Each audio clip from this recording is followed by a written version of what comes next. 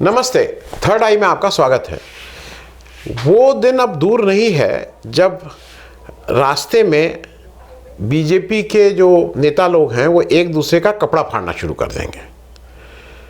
इसकी एक हम लोगों को बहुत से वो हैं, लेकिन उसका एक जिसको कहते हैं ना, एक एग्जाम्पल, एक मुलाहिजा किया था इस देश ने।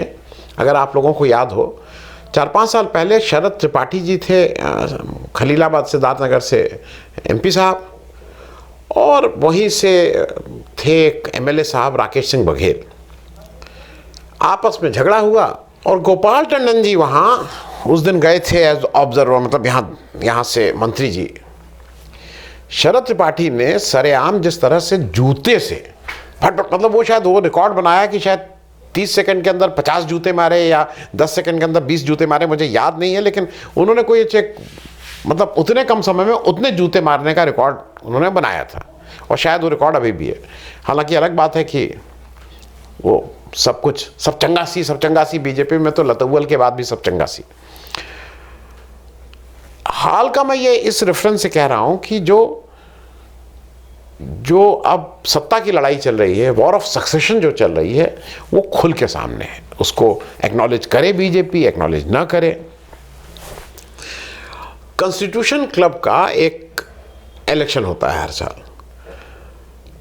उसमें राजीव प्रताप रूड़ी जी का जो पैनल है वो इस बार फिर विजयी हुआ। वो करीब 20-25 साल से, रूड़ी अगर मैं गलत नहीं हूँ तो 96 में पहली बार बने थे एमपी। उसके बाद उन्होंने वहाँ इंटरेस्ट लेना शुरू किया कॉन्स्टिट्यूशन क्लब में, और उसका काफ़ी कायाकल्प कर दिया है। वो मतलब ठीक है, वो एक अच्छी जगह है बैठने की, खाने की, बहुत महंगी नहीं है दिल्ली के हिसाब से, और सांसदों के लिए एक जिम है, स्विमिंग पूल है, एक ठीक है, मतलब उसमें मेरे हिसाब से कोई ऐसी चीज़ नहीं है।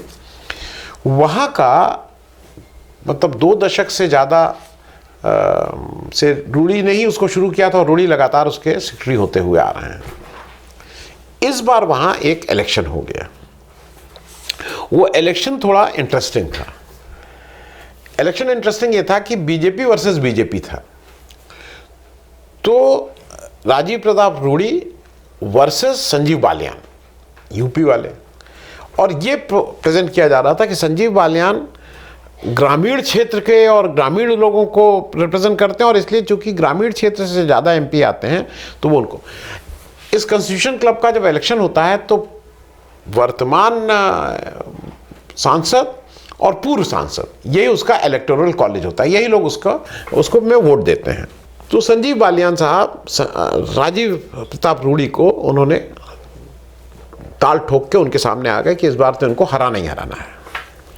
और ये बिल्कुल साफ था कि जो बालियान हैं वो अमित शाह के आदमी हैं, और अमित शाह जी ने अपने जो उनके सिपह सालार commander in chief Nishikant Dubey को इस काम को सौंपा।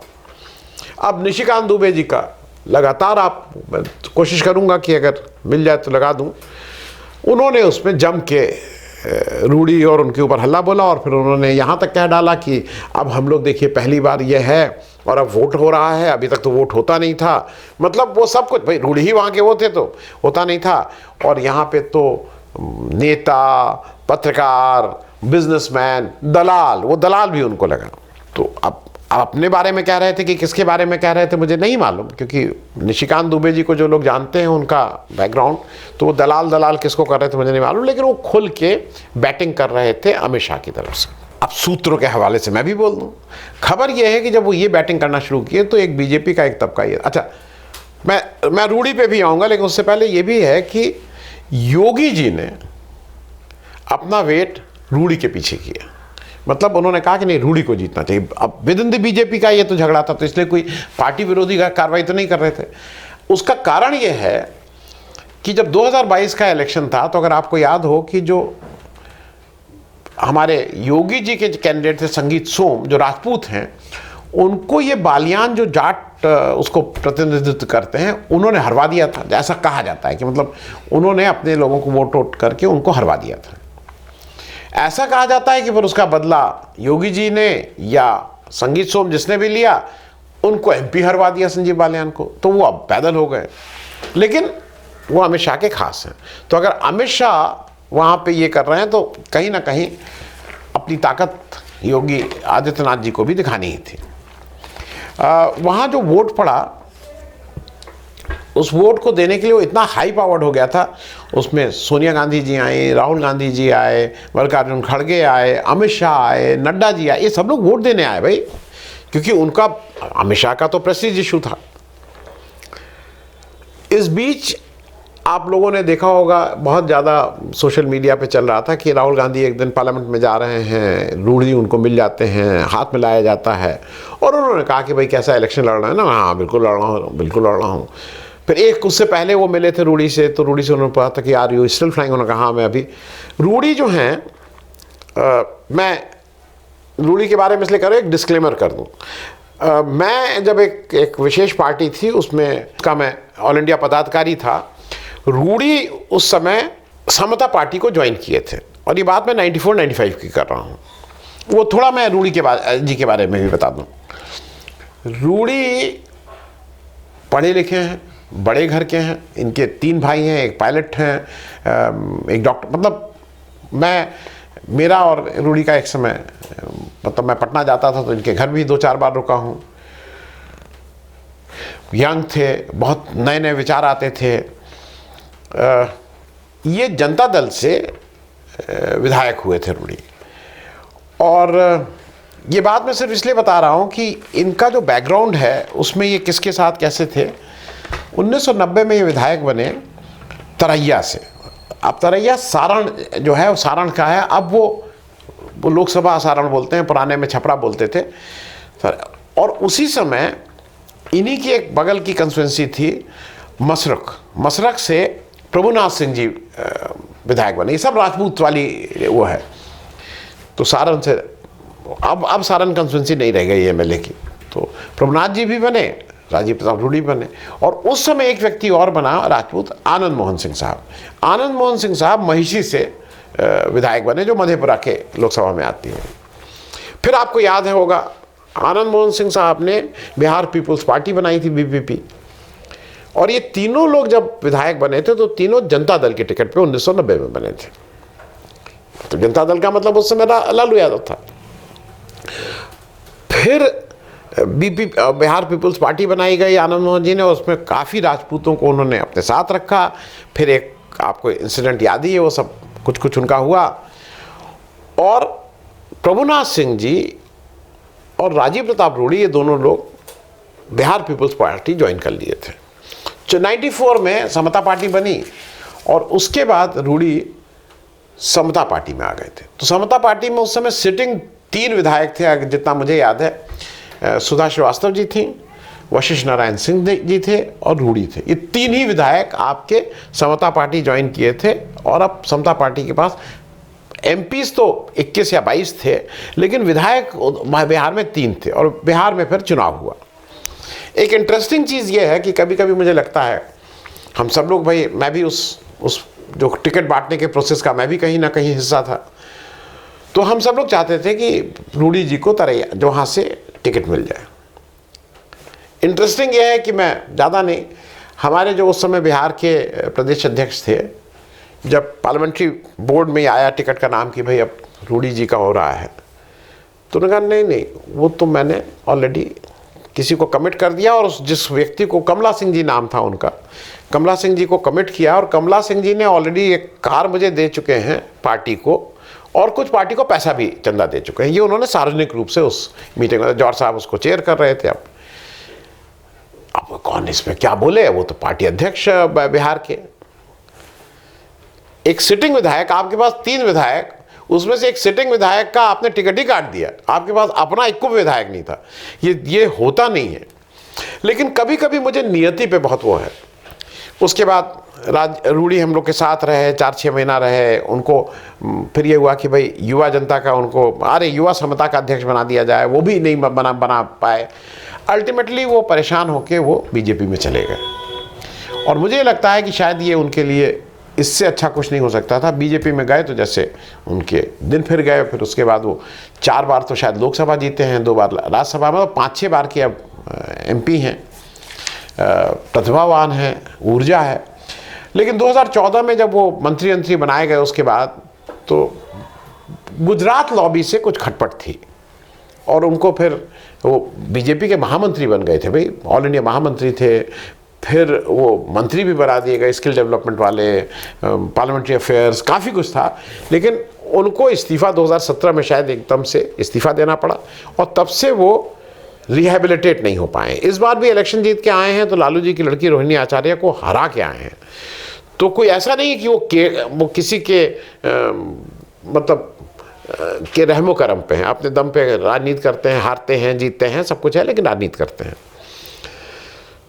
तो उन राजीव प्रताप रूड़ी जी को अब अमित शाह वाला वहाँ एक गेम चल रहा है कि संजीव बालियान को उनको करना है, राजीव प्रताप रूड़ी को करना है, क्योंकि राजीव प्रताप क्योंकि वो अमित शाह और मोदी जी को भाते नहीं है। राजीव प्रताप रूड़ी हराने का पूरा इंतजाम किया गया, लेकिन वो इलेक्शन जब हुआ तो उसमें 1200 के करीब वोटर हैं, वोट पड़े 707। राजीव प्रताप रूड़ी को जो डायरेक्ट वोट पड़े वो 354, पोस्टल बैलेट 38, और ऐसा माना जा रहा है कि करीब 100 से ज़्यादा वोटों से उन्होंने संजीव बालियान को शिकस्त दी, हराया। लेकिन जो एक इंटरेस्टिंग चीज़ है, उनका जो पैनल था उसमें बड़ा इंटरेस्टिंग है। 3 सेक्रेटरी हैं, he is one of the secretaries. तो राजीव प्रताप रूड़ी जी सेक्रेटरी एडमिनिस्ट्रेशन है, लेकिन दूसरे सेक्रेटरी साहब का सुन के राजीव शुक्ला साहब सेक्रेटरी स्पोर्ट्स हैं।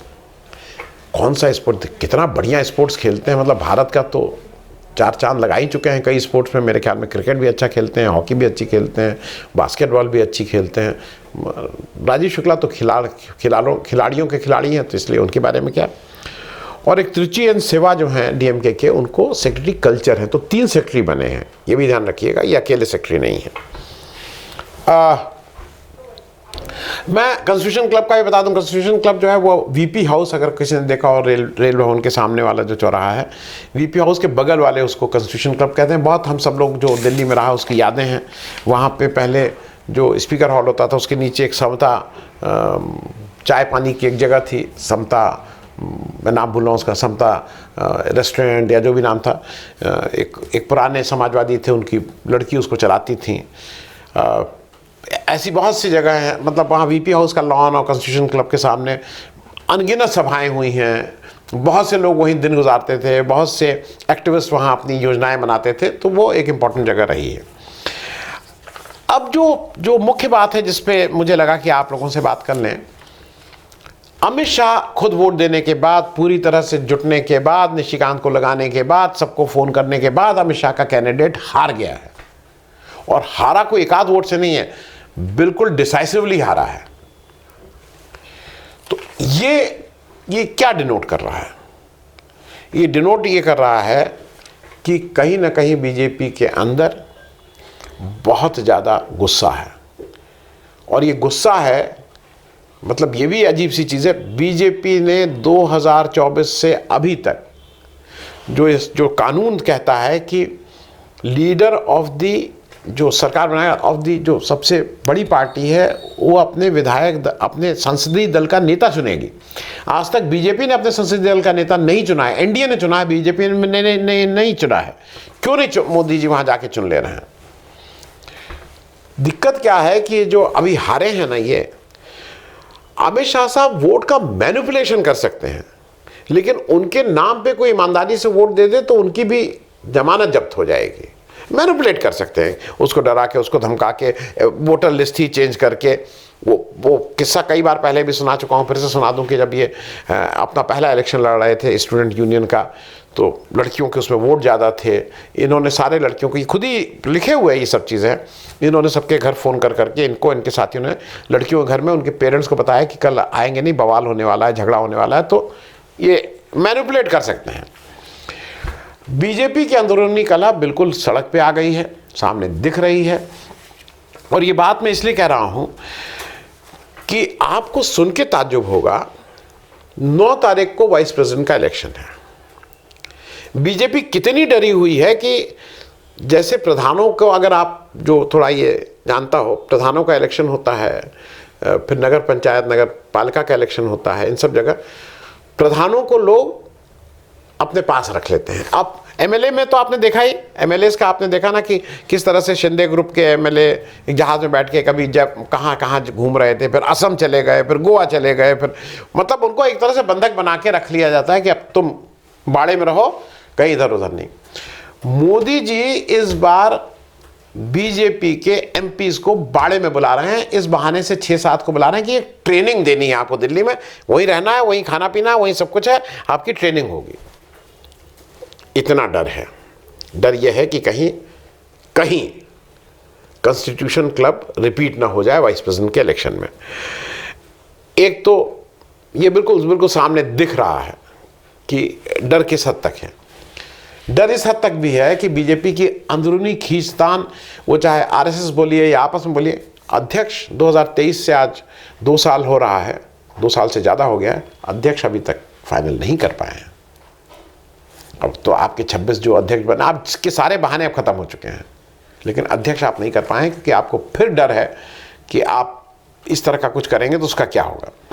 मेरे हिसाब से जो राजीव प्रताप रूडी ने कहा है भाई ये तो दलगत राजनीति से ऊपर उठ के, और मेरे तो पैनल में बीजेपी के अलावा कांग्रेस वाले भी थे, डीएमके वाले भी थे, टीएमसी भी था, ये सब लोग थे, और मुझे कोई, बीजेपी के लिए ये खतरे की घंटी है as far as vice president is concern. क्योंकि अगर वाइस प्रेसिडेंट में बीजेपी के कुछ लोग ये मन बना लेते हैं और मोदी जी उनको 6 और 7 में कितना डरा के, धमका के, कितना घेर के रख पाते हैं, बहुत कुछ डिपेंड करेगा। लेकिन वाइस प्रेसिडेंट का इलेक्शन अब थोड़ा इंटरेस्टिंग हो गया है। थैंक यू सो मच, बहुत बहुत धन्यवाद।